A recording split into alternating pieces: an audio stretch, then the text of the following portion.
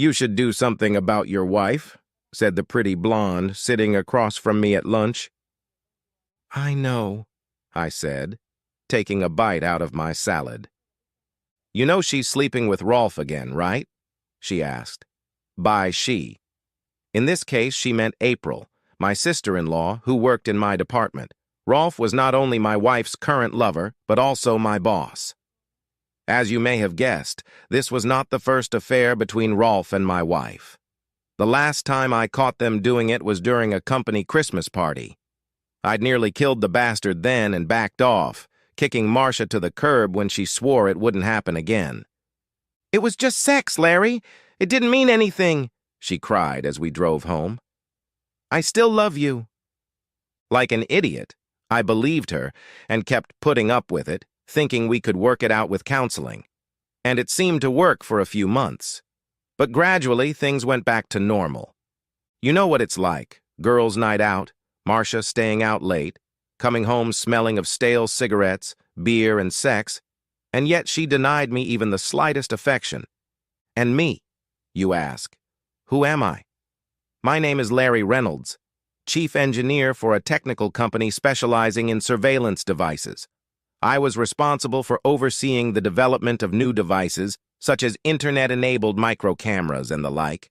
Our work was mostly classified and quite complex.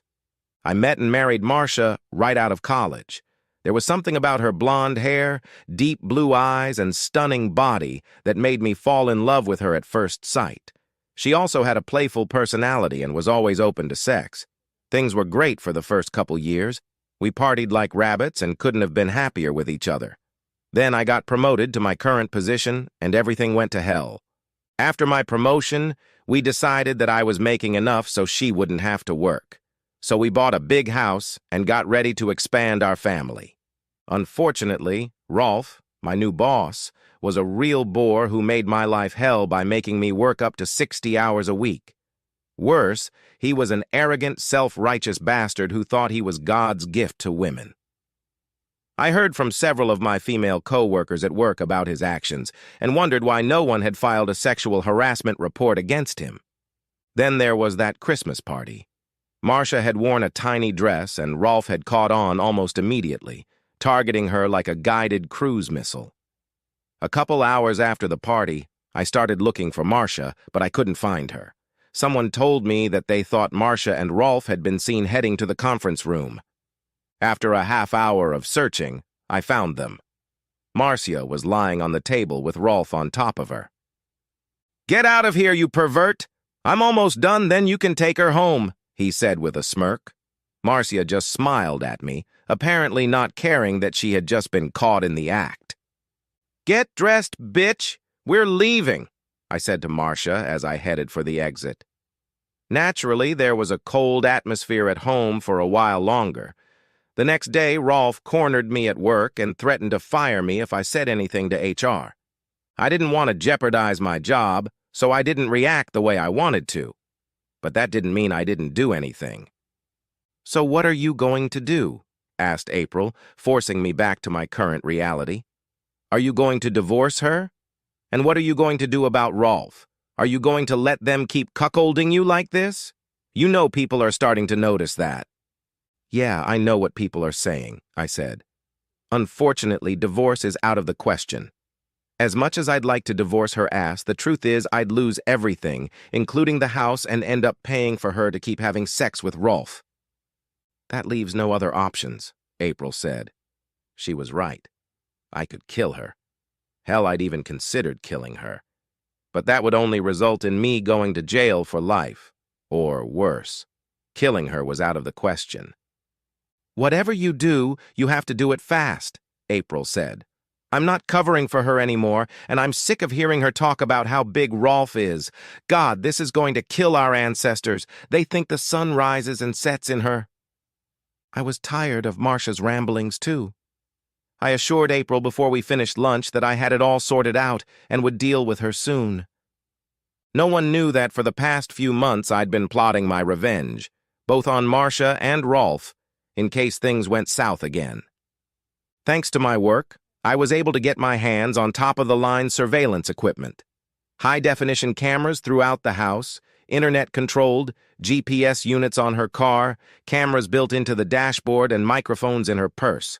Yes, I had it all covered, and it paid off. The evidence was pretty obvious. Rolf and Marcia met almost every day, sometimes in our marital bed, sometimes in hotels around town. It was pretty clear that they were in a long-term relationship and disrespected me at every opportunity. One conversation, for example, included their desire for Rolf to get Marcia pregnant and pass the child off as mine, even forcing me to pay for her medical expenses. I couldn't help but wonder what Rolf's wife would think of that. I also wondered what upper management would think about a middle manager blatantly violating their moral code. I also took the time to get in shape.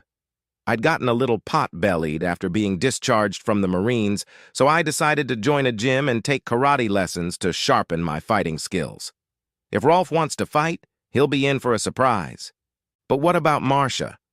There's no way I'd let her off the hook, and I'd clearly be on the losing end of the divorce. That's where Jake came in. I met him at the gym, and later we got to talking over a beer at a bar nearby. As it turned out, Jake was an ex-con with some questionable connections.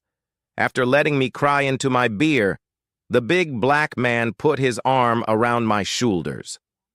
"Look, man, this shit is killing you. I know how you feel, trust me. Killing it won't help, trust me. I know firsthand," he said. "So what am I supposed to do? I can't kill her, I can't divorce her, and I certainly can't live with her. Tell you what, let me make some calls. I've got some ideas that might work, and you don't need or want to know the details," he said. "Thanks, man," I said. We spent the rest of the night at the bar watching the game over beers.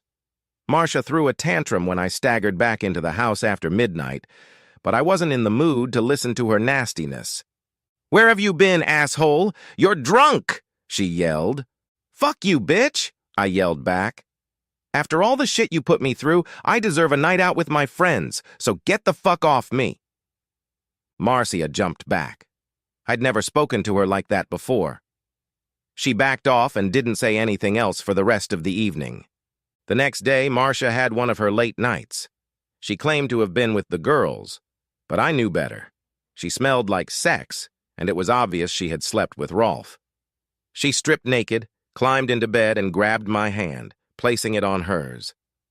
"Take me," she whispered. I pushed her away. "God, you stink," I said. "Go take a shower. You stink like shit." "Fuck you," she said, turning away.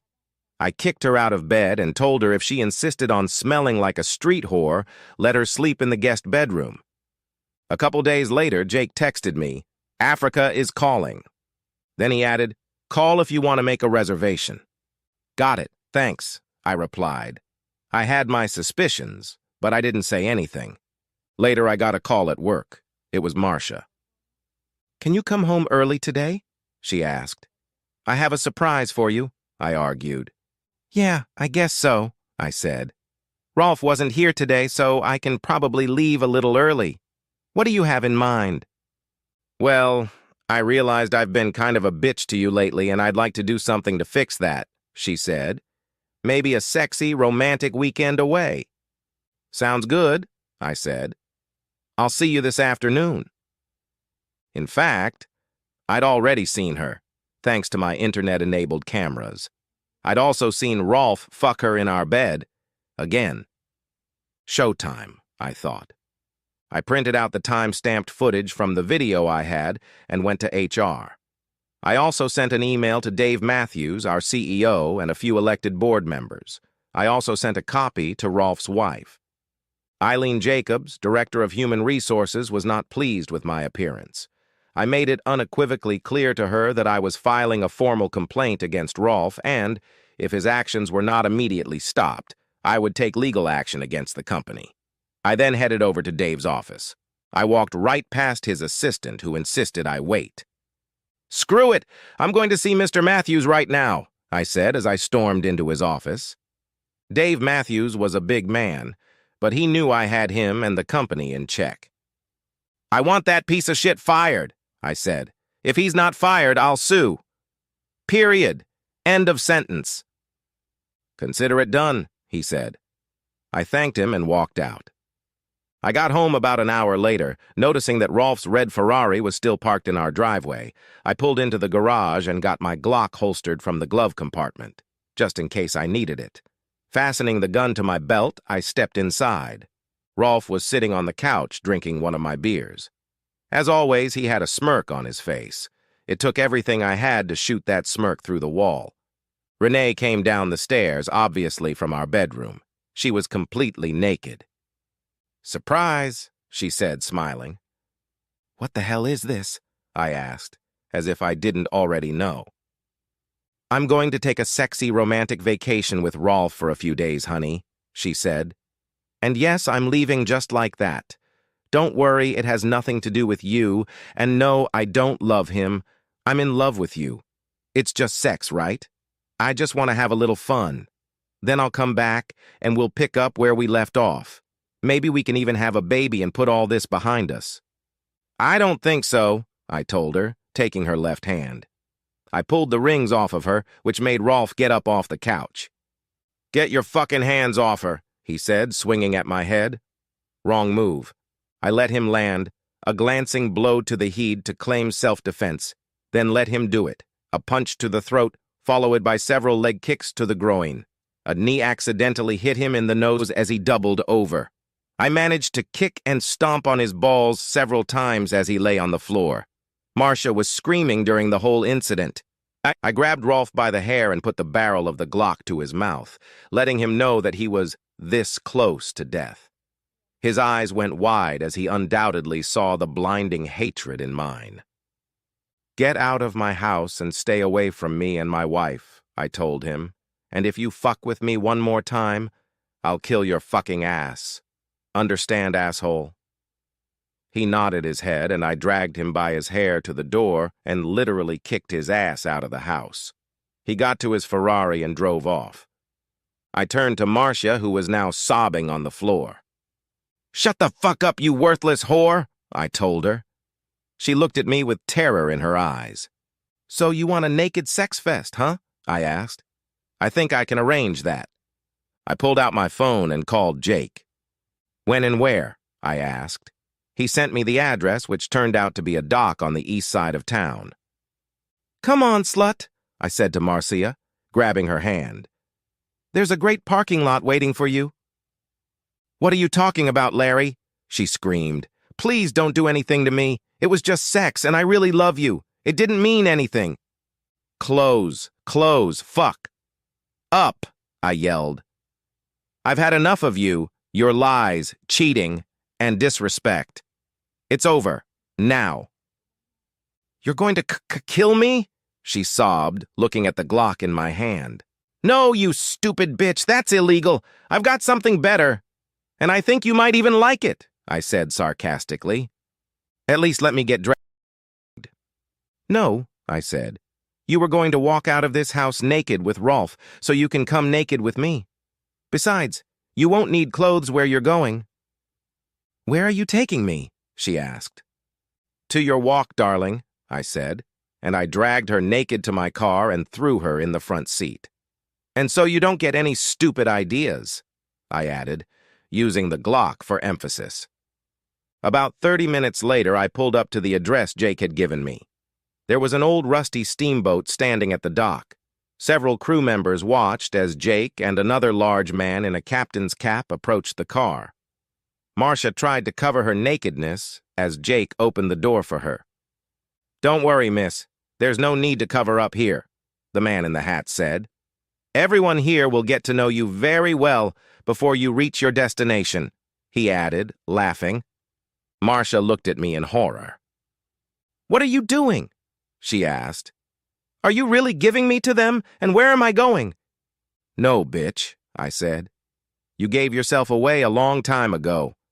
I don't know where you'll end up, and I don't care anymore, but I suspect there'll be a lot of sex and drugs.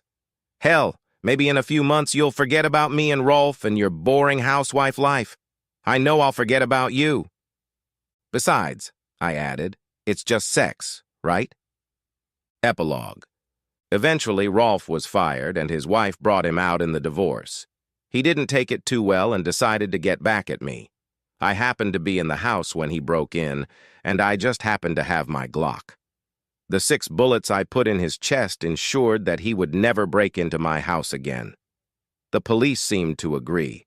I never found out exactly where Marcia ended up, but I read a story about a steamship that had been hijacked by Somali pirates off the coast of Africa. According to the story, the authorities found the entire crew, including a blonde American woman, dead, all of them victims of the pirates. And me? Well, April spent a lot of time comforting me.